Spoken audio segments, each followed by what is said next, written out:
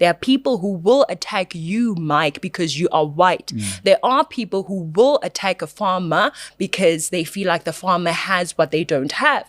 But that is not that does not mean that there is a white genocide in South Africa. We need to acknowledge the fact that by virtue of farms being in the outskirts, by virtue of farms being far away from the city, from a lot of people, from the police, they are, if I was a criminal, I would probably attack people that are further, And yes, I don't like what I see. I don't like the fact that they are being murdered. I don't like the fact that some of it is super brutal, but there still is no white genocide. I'm very happy that they mentioned Julius Malema. Yes, it was embarrassing, but I'm very happy with that whole show that took place, because I hope that because of what has happened, something will finally be done about Julius Malema. This excuse that the Kill the Boer, Kill the Farmer song is being sung because it's part of our heritage or our history, that is nonsense. That is rubbish. Because bit by bit, hearing it every single day, that is desensitizing certain people from the idea of killing a Boer or killing a farmer. That is rubbish. We cannot ignore the effect that is having in the lives of people. Right?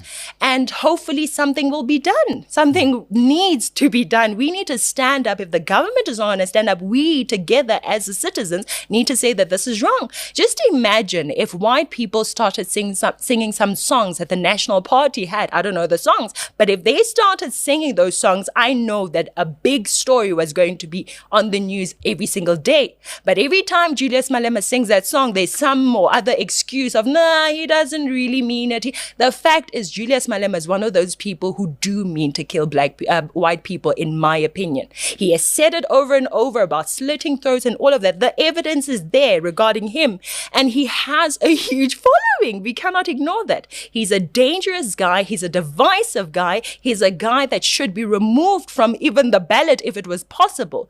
And that song needs to be dealt with.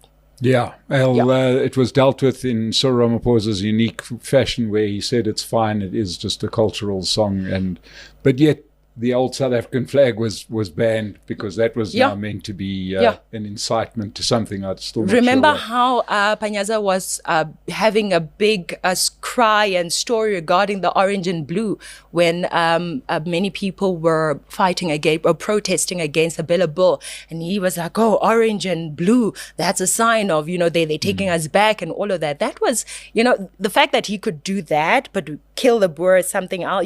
It just shows their hypocrisy and the double standards. And we need to come to a place, if we are ever going to realize a rainbow nation, we need to stop with the double standards, which BEE is one of those. Now, you mentioned something in there that I think is where I think we should go, and that is taking back the power.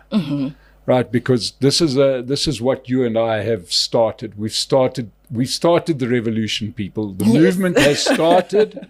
It started right here with people like Katlego, where we tell people a different narrative based in truth, based in faith, based in what works internationally. And people are now starting to get behind us.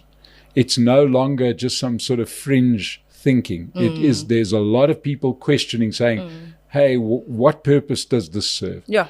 And, where does it lead to? Do you think it leads to, it's already led to the questioning of certain things that a year ago weren't being questioned. A year ago we weren't questioning BEE. Yeah. Now it's being questioned in the open, it's being questioned in Parliament. Yep. It's making certain politicians, our president including, double down on this and say the most ridiculous thing, how it grows the economy. I'm not sure how dividing the pie into smaller pieces grows anything. Doesn't grow the pie. It just makes the pieces smaller. Yeah. Rather concentrate on growing the pie. That's been my argument. But I want to talk more about this taking back of the power to the people. Yeah.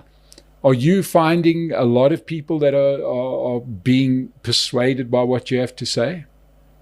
I think a lot of people are being persuaded, but not enough, which is one of the reasons why I have not been able to come here as soon as as you've been inviting.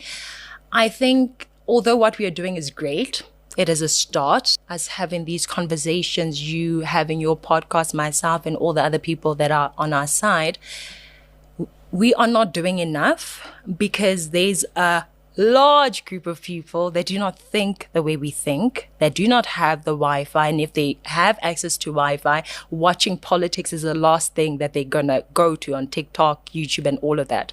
So I think for us to push this movement, to give power to the people, we need to go to the ground. We need to go to that Kwamashu, that Guatema, to the townships, to the informal settlements, to the schools, high schools and universities, and actually talk to the people. What do you think about BEE? Have you considered this? Have you considered that? Because if we're just going to leave it here, 2026 and 2029, there are many people who have not yet watched our content who are still going to vote in the same way.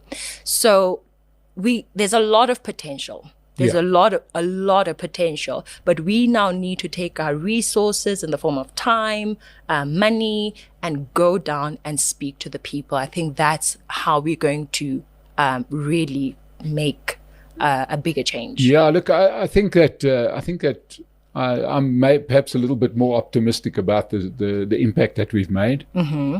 I think that in both our cases, we've doubled in the last year in terms of and we'll double again in the next year. Yes. There's no doubt about it. And that's starting to become significant. And I think the message is getting out there and I think that the people that we want to influence, it would be nice to get down to every person, but I think the first people to influence are the influencers. And we're doing that. Because you're seeing mainstream media talking differently, being a little bit more assertive because they're losing ground to us. Mm-hmm. Yeah, I'm seeing some television interviews that are pretty hard. Yeah. They wouldn't be out of place on your platform or mine, and you want to say, a year ago you couldn't ask this minister a question that wasn't sir, Mr., madam, whatever you say, we'll accept your lousy answer. Yeah. So, I think that we're getting politicians to ask those questions in Parliament. Mm-hmm. I think that the veil has dropped. I think this veil of secrecy, and I think that we must take a lot of credit for it because I think it is making a difference. I think it gets out there. It's never going to, we're never going to get 60 million followers as much as we'd like that. But I'd like us to get that to that 50% so that in 2026 and 2029, what my worry is, yes, the ANC lost the majority, which we are happy about.